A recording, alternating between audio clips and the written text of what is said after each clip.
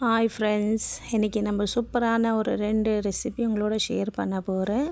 So அது என்னென்னா கறி தோசை, அதே அந்த சிக்கன் பர்கர் உள்ள வச்ச அந்த மசாலா வச்சு நம்ம கறி தோசையும் ஒரு பர்கரு சூப்பராக சீஸியாக செஞ்சு காட்ட போகிறேன். சூப்பராக இருந்துச்சு. அதை எப்படி செய்யலான்னு இப்போ பார்க்கலாங்களா? ஸோ அதுக்கு நான் ஒரு 1/4 kg போன்லெஸ் சிக்கன் எடுத்துக்கினேன். அதுக்கு மிளகாத்தூள், மஞ்சள்தூள், தனியாத்தூள், கரம் மசாலா, சாட் மசாலா, சோயா எல்லாமே 1/4 ஸ்பூன், ஜாஸ்தி இல்லை, 1/4 உப்பு எல்லாமே போட்டு நல்லா தயிர் மிக்ஸ் பண்ணிக்கினேன். கொஞ்சம் லைட்டாக புளிப்பாக இருக்கிற தயிரை எடுத்துக்கோங்க. நான் எல்லாத்தையும் போட்டு நல்லா மிக்ஸ் பண்ணிவிட்டு பட்ரு ஒரு 2 ஸ்பூன் அதிலே போட்டு மிக்ஸ் பண்ணி மூடி வச்சுட்டேன். அப்புறமா ஒரு கடாயில் ஒரு 2 ஸ்பூன் பட்ரு போட்டுக்கலாம்.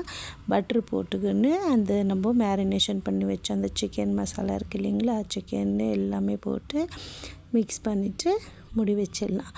அதில் இருக்கிற அந்த தண்ணி எல்லாமே பிரிஞ்சு வரணும். பிரிஞ்சு நம்ம போட்ட பட்டர் எல்லாமே வெளியே வரணும்.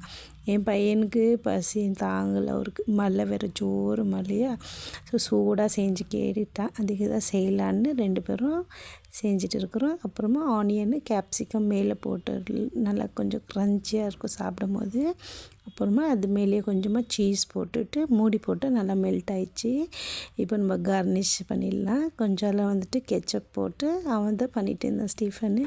ஸோ அதெல்லாம் போட்டுட்டு நம்மளோட சிக்கன் ஸ்டஃப் இருக்குது இல்லைங்களா, சீஸி, அது சென்டரில் வச்சுட்டு பர்கர் மாதிரி மூடி போட்டுட்டு சூப்பரான நம்மளோட டேஸ்டியான சிக்கன் பர்கர் ஹோம்மேட் ரெடி ஆயிடுச்சு.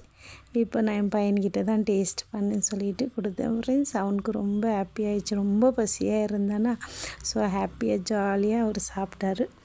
ஸோ நீங்களும் இதே மாதிரி ட்ரை பண்ணி பாருங்கள். உண்மையாலே ரொம்ப ரொம்ப டேஸ்டியாக இருந்தது ஃப்ரெண்ட்ஸ். நானும் ட்ரை பண்ணேன்.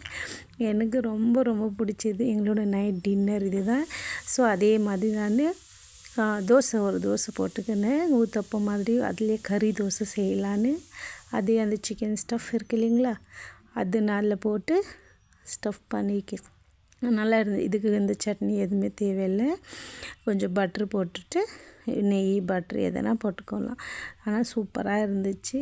ஸோ உங்களுக்கு இந்த ரெசிபி பிடிச்சிருக்குன்னு நினைக்கிறேன். இந்த வீடியோ உங்களுக்கு பிடிச்சிருந்தா ப்ளீஸ் நம்ம சேனலை சப்ஸ்கிரைப் பண்ணிவிட்டு அப்படியே லைக் பண்ணுங்கள் ஃப்ரெண்ட்ஸ். இதே மாதிரி சூப்பரான இன்ட்ரெஸ்டான நெக்ஸ்ட் வீடியோவில் பார்க்கலாம். அது வரைக்கும் பாய், குட் நைட்.